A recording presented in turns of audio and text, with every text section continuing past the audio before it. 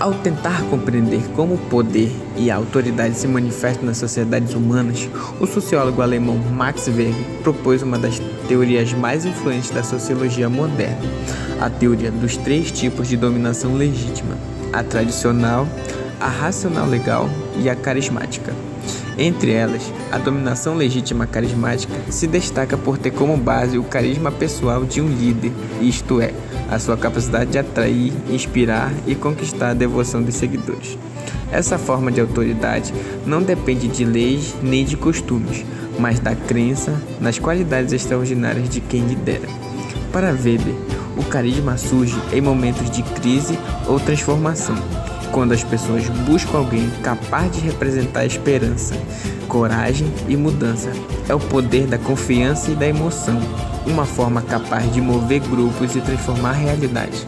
Neste documentário, exploraremos como essa forma de dominação se manifesta não apenas em grandes figuras históricas, mas também no cotidiano, em pessoas comuns que enxergam influência e empatia por meio do seu carisma natural. Parintins, cidade marcada pela alegria, pela arte e por um povo que carrega o brilho do carisma no olhar. Aqui, o encanto não está só nas cores do Boi Bumbá, mas sim na maneira com que as pessoas se conectam, se inspiram e lideram naturalmente. O sociólogo Max Weber chamaria isso de dominação legítima carismática, um tipo de liderança que nasce da devoção e da confiança que os outros sentem por alguém dotado de um carisma excepcional.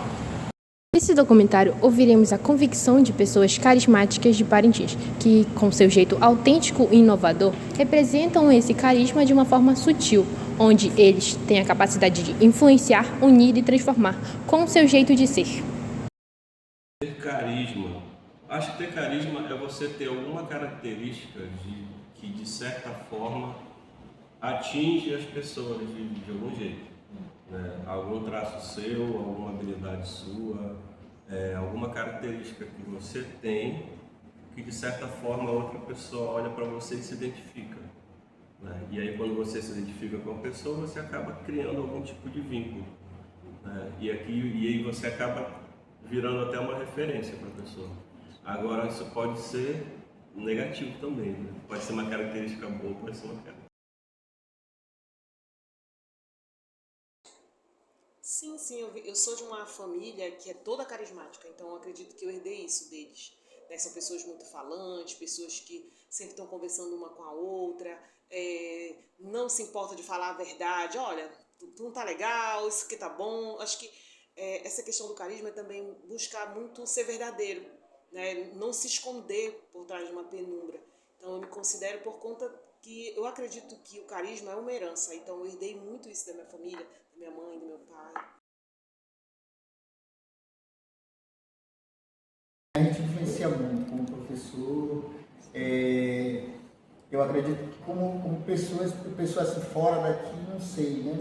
Mas eu acho que como professor, algumas sim, eu já tive alguns momentos de perguntar de profissão que a pessoa tem, são poucos, mas eles, porque a minha área ela é mais difícil, né? Até porque a maioria dos pais não aceitam, né? As pessoas procuraram a profissão na minha área, que é arte, né? Então, mas eu vejo que alguns vão lá e dizem, professor, quando eu tiver minha profissão, eu quero ser isso, eu quero ser sempre na área de arte, sabe? Isso aí, então, eu acredito que sim. E eu consegui, por exemplo, por onde eu andei como professor, desde o primeiro ano, e agora quando eu lecionava para o primeiro ano, eu influenciava muito. Eu influenciava em muita coisa, até em time de futebol, sabe? Se eu torcesse pelo time, a maioria daqueles alunos depois eles já eram daquele time. Eles acabaram de descobrir qual era o meu time e eles queriam ser do meu time. Entendeu? Então é sinal, por lá eu comecei a pensar que eu influencio sim algumas pessoas pela minha forma de ser.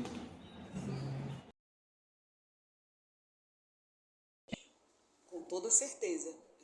Influencia tudo que nós fazemos, de alguma forma nós influenciamos, ou positivamente ou negativamente.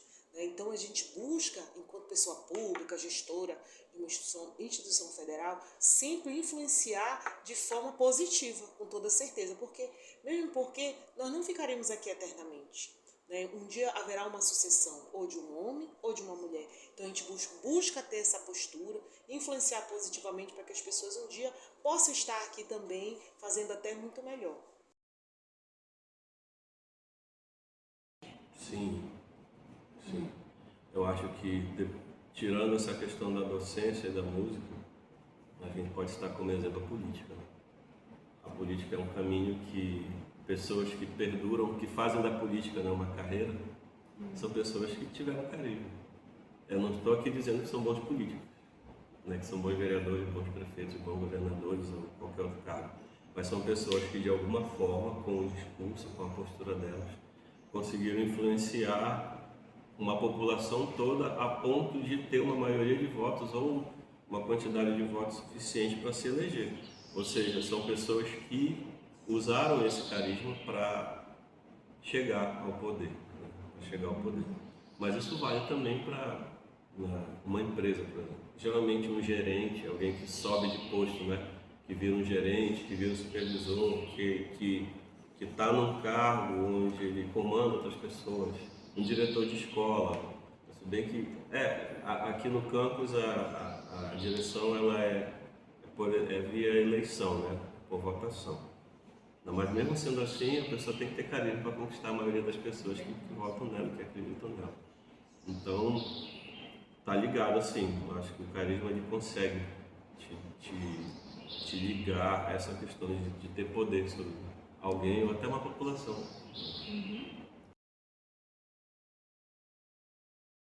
A gente pega, por exemplo, e eu volto a bater nessa tecla, o carisma que tem nem sempre tu usa da forma positiva. Aí eu volto a falar da política e de questões históricas, mas você vê, por exemplo, sei lá, me vem o Hitler na cabeça. Ninguém, quer dizer, infelizmente não tem algumas pessoas que são adeptas, né? São adeptas a esse regime, mas a gente não pode negar que ele teve carisma suficiente para fazer com que milhares de pessoas concordassem com a ideia dele. Apesar de que a ideia dele é uma ideia abominável, né? E é tida até como um crime, né? Em vários países, aqui no Brasil também, qualquer alusão, né, ao nazismo é crime, mas foi por esse viés. As pessoas olharam para ele, de alguma forma se identificaram com as ideias dele e com o jeito dele. As pessoas vão, né, na mesma. E tem outros episódios mais recentes aqui, que eu não vou entrar em detalhe, mas de pessoas também que de alguma forma teve uma característica que agradou uma passada da população. Então o carisma ele pode te dar pode ser essa porta, né, para tu ter acesso ao poder. Aí depois que você chega no poder, aí já são outros 500.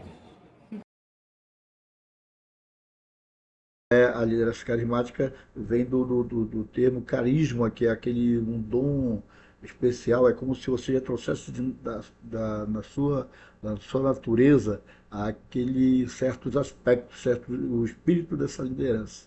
É capaz que é seu, é particular, né, mas que deve ser desenvolvido, deve ser aprimorado aquela qualidade de líder carismático, de origem, portanto. Então, um ponto que eu destaquei aqui seria a autoconfiança. Como é que eu vou adquirir a autoconfiança? Eu não posso convencer ninguém se eu não estou nem convencido daquilo que eu acredito. Então, a primeira coisa que a gente tem que ter é essa convicção forte naquilo nas nossas crenças, nas nossas ideias. Não ser intransigente, claro. Você deve, de forma radical, não pode ser tão radical. Você tem que estar, como líder, você tem que defender aquela ideia, argumentar e, claro, até prova em contrário, vamos dizer assim, e é importante também, na minha experiência como pedagogo e como diretor, eu coloco a ideia, defendo a ideia e vou até as últimas consequências.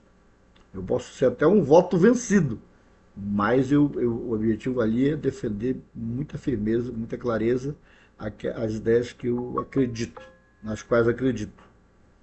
Então essa autoconfiança ela vem da tua convicção naquilo que tu acreditas, na tua crença, nas tuas ideias. E vai defendê-las defendê-las para convencer os seus liderados, a sua equipe. vai ser tua equipe para elas trabalharem contigo para o alcance das metas, né?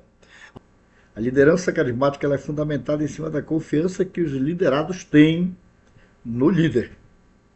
Então, para que essa convivência ela possa gerar confiança mútua, mas principalmente do liderado para o líder, é preciso desenvolver essa experiência favorável, né? Criar um clima realmente de clima positivo, né? Que possa aproximar as pessoas, onde você possa ter, inclusive, a oportunidade de se manifestar perante os seus de forma bem aberta, né? Claro, para você poder passar os objetivos que se pretende alcançar dentro daquela instituição, daquela coletividade, daquele grupo social. Então veja que o líder se aproxima, ele apresenta os objetivos e os liderados devem compreender e ter aquela clareza e aquela confiança de que o líder está passando uma mensagem que eles não podem jamais deixar de admiti-las como suas também, portanto, e levar adiante a cabo, né, esse objetivo, essa busca do alcance da meta. Então veja que essa confiança ela é desenvolvida, na minha opinião, por conta da experiência que eu tenho, ela é desenvolvida nessa convivência de confiança, né? E essa carismática ela é muito instável, porque ela é realmente algo como se fosse muito particular do líder, ela é instável. E ela só vai durar enquanto houver confiança, né? Então, se o líder começa a titubear, começa a demonstrar insegurança em relação às ideias que ele defende, ele fica ali enfraquecido de defender as suas teorias, as suas ideias, o liderado não vai ficar tão envolvido, tão disposto a contribuir com o alcance daquelas metas. Então você tem que estar firme. Para isso você vai ter que, claro, se preparar para que você possa convencer, né? Você tem que ter como líder carismático, você tem que ter o poder da persuasão, né? Um discurso realmente firme, embasado em argumentação forte, para que você possa convencer. Você está ali para convencer os liderados a assumirem o compromisso com aquela ideia que deverá ser posta em prática. E os objetivos serem alcançados, portanto.